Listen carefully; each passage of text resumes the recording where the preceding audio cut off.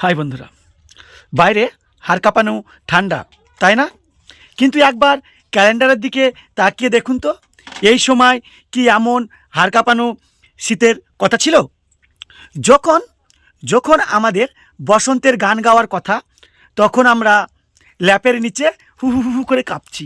আর যখন বৃষ্টির কথা, তখন আকাশের দিকে তাকিয়ে আগুন ঝরছে। সব কিছু কেমন যেন এলোমেলো হয়ে যাচ্ছে না? আমরা আমরা ভাবি এগুলি হয়তো নিছক একটি ঘটনা মাত্র, কিন্তু সত্যিটা হলো প্রকৃতি আজ ভারসাম্য হারিয়ে ফেলছে।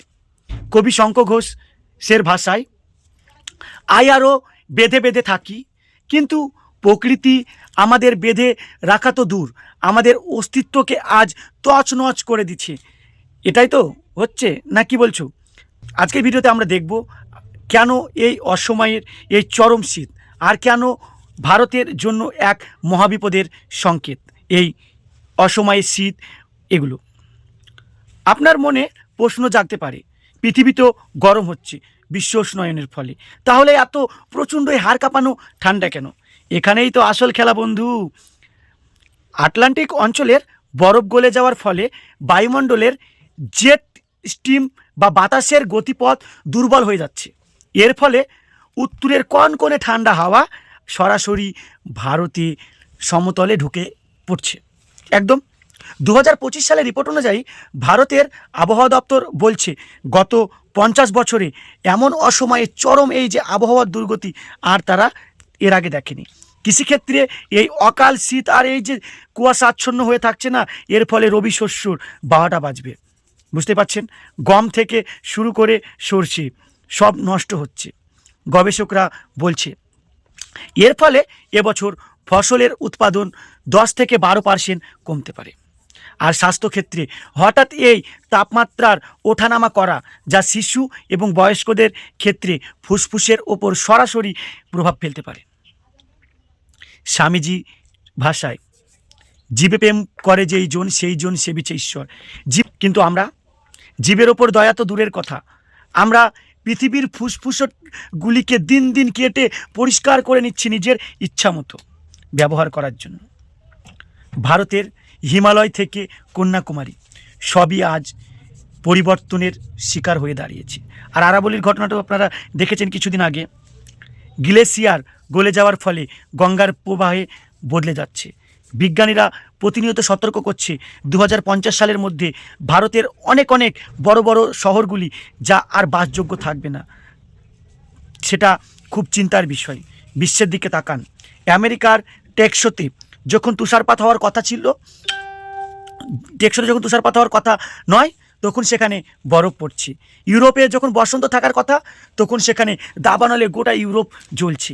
কেন? এর কারণ কি? আমরা ফসিল ফুয়েল বা কয়লা পোড়ানো থামাইনি।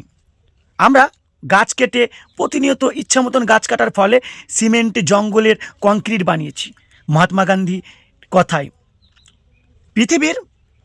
পৃথিবীর কাছে সবার প্রয়োজন মেটানোর মতো সম্পদ আছে, কিন্তু কিন্তু কারো লোভ মেটানোর মতন সম্পদ নেই। এই যে সামান্য কথা আর এর মাহাত্ম্য, আমাদের লোভ আজ আমাদের এই অসময়ের কাঁপিয়ে যে কেঁপে কেঁপে মরছি, যার এরই কারণ বন্ধু। সবাই বলে সরকার কি করছে, বিশ্বনেতারা কি করছে। আমি আজ আপনাকে, হ্যাঁ আপনাদেরকে প্রশ্ন করছি, আপনি কি করেছেন? আপনার ছোট ছোট কাজ, আপনার ছোট ছোট পদক্ষেপ পারত এই বিশাল বিপর্যয় থামাতে, কিন্তু আপনি করেননি। সচেতন হন। এই যে অসময়ে আবহাওয়া বদলে যাচ্ছে না, এই নিয়ে মানুষের সাথে কথাবার্তা বলুন, সচেতনতা বৃদ্ধি করুন। সচেতনতাই হচ্ছে আমাদের প্রথম অস্ত্র। সবুজায়ন করতে হবে।